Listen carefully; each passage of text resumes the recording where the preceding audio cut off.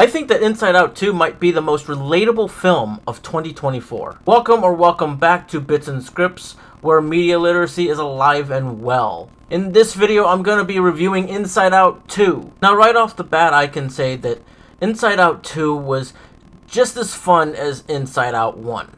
However, in my opinion, it was way more emotionally turbulent than the last one. Inside Out 2 still follows Riley and her 5 main emotions of joy, anger, sadness, fear, and disgust. However, as Riley goes through puberty, 4 more emotions are introduced.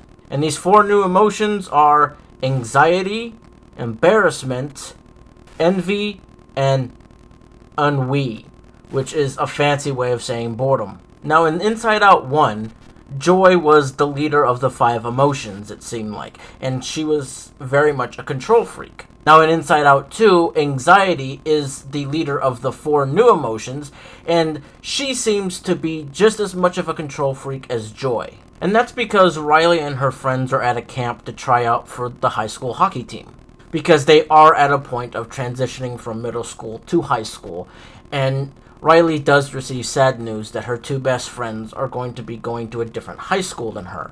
So anxiety has made it her personal mission to implement a few changes to Riley and her sense of self to try to blend in with these new cool high school hockey kids. And I mean, we've all been there. We've been in that spot to where when we're transitioning into puberty or we're going into like middle school or high school and we want to try to blend in with the cool kids, or we want to try to make new friends because our old friends are moving to new schools or moving to new cities or what have you.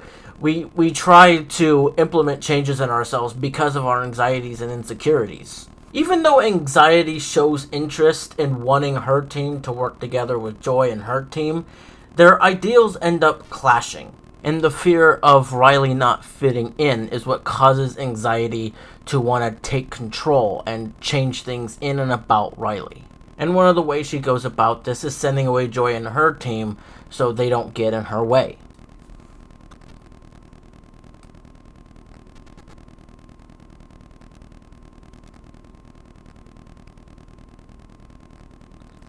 And she also sends Riley's sense of self that Joy and her team worked so hard to build up to the back of the mind. So Joy and the rest of the emotions go on this journey in the film to get to the back of the mind to retrieve Riley's sense of self and to put it back in the control center. And along that journey, they keep running into obstacles and roadblocks, and they get lost because as Riley goes through puberty, things in her mind change. While back at the control center, anxiety and the other new emotions are doing everything they can to try to make Riley fit into this new hockey team that she's trying out for. But in the process, they're trying to change who she is, and they're pushing away Riley's best friends. And again, this is something that makes this film relatable because these are things that we have all done in life as we've transitioned into new phases in life, especially in our teenage years. And the changes that anxiety is slowly implementing into Riley is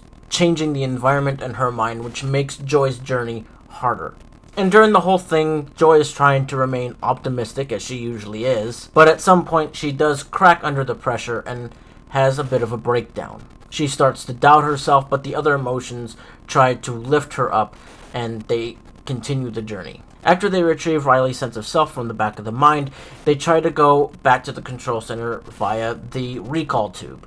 Anxiety catches on to what they're doing and breaks the recall tube. As Joy and the other emotions are trying to find another way back to the control center, Joy kind of realizes that because Riley is changing, it means that she's going to feel less joy. That's just part of puberty, is just feeling less joy. While all of this is happening, Riley's trying to work really hard to fit in with her new high school hockey friends and also try to impress the coach to get on to the hockey team. Riley starts having trouble sleeping because she is really desperate to find out whether or not the coach thinks that she should be on the high school hockey team. And because of what anxiety is doing to her, it causes her to act out of character and break into the coach's office to look at her notebook.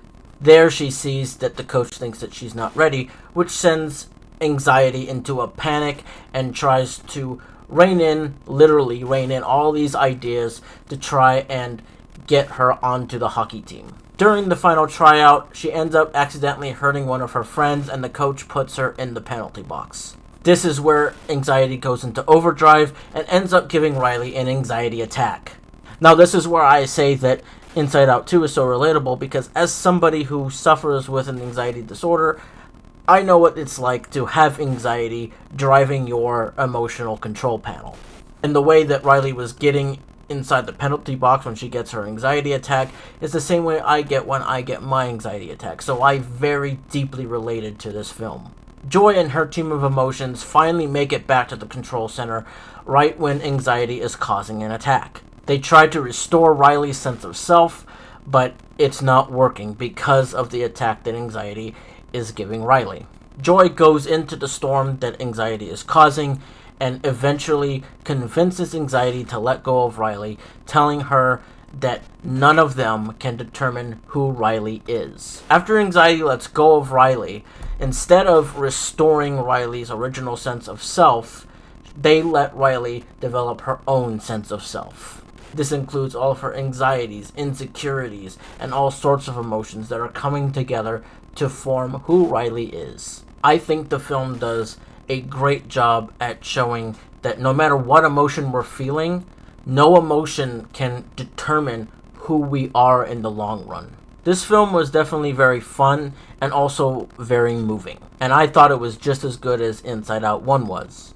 It's a film that cuts very deep and has a resonating message.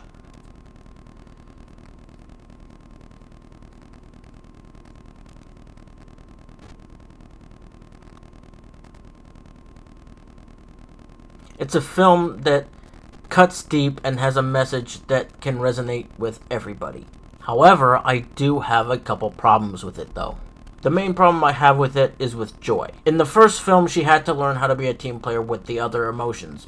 She couldn't be the boss all the time. She had to learn that Riley needed to feel other emotions rather than just joy. And also that she needed to stop sidelining sadness because she didn't want Riley to feel sadness in the first movie. At the very beginning, the very start of Inside Out 2, she was being that team player. She was letting the other emotions have control in their specific areas of expertise. But when the 4 new emotions came in, she became very possessive of Riley again. And while they were trying to get to the back of the mind to get Riley's sense of self back, Joy was, again, being an arrogant leader. So to me, it just felt like Joy was being very flip-floppy in her position of things. Now this one's just a personal nitpick, but at some point in the movie when anxiety sends Joy and her team away to become suppressed emotions, they're locked in this vault with 3 other characters, and one of these characters is this big, like, shadowy guy that's supposed to represent Riley's deep, dark secret. Instead of exposing this secret at the end of the movie, they kept it for the end credit scene, which, in my personal opinion, I don't think that a lot of people are going to stay through the credits of a Pixar movie. That's something that they do more so for Marvel or DC or some other big franchise, but I don't think people would stay through credits of a Pixar movie. And while they're trying to get to the back of the mind, they end up exploring places that were seen in Inside Out 1, and these places have changed because of puberty, but they don't explain like how it changed, why it changed, or what effect anxiety had on it. We're just led to believe that anxiety was the one that did this. My last complaint is the movie kind of ended on a cliffhanger. She's opening her locker and she gets a text message and she looks excited, which leads us to believe that she got on the hockey team. I just wish there was some sort of confirmation for that rather than just us guessing and waiting to hear whether there's going to be an Inside Out 3 or not. I personally think there will be an Inside Out 3. I mean, Inside Out 1 was really good. Inside Out 2 I thought was really good. So here's hoping they make Inside Out 3 because you just can't leave us on a cliffhanger like that. Overall, I thought the film was really good. I think the message of the film is going to hit some people deeper than others. Like I said, it's really relatable for me because I suffer with anxiety. And also, everybody knows what it's like to go through puberty and that unsure time where you're feeling emotions that you never felt before. So I think I would give this film an 8 out of 10. There was definitely a lot to think about walking out of the theater, and again, this message is just a beautiful message for people who suffer with things like anxiety and insecurity. So yeah, it's just a really beautiful film, and again, I'm really hoping for an Inside Out 3, because you can't just leave us with a cliffhanger like that, man.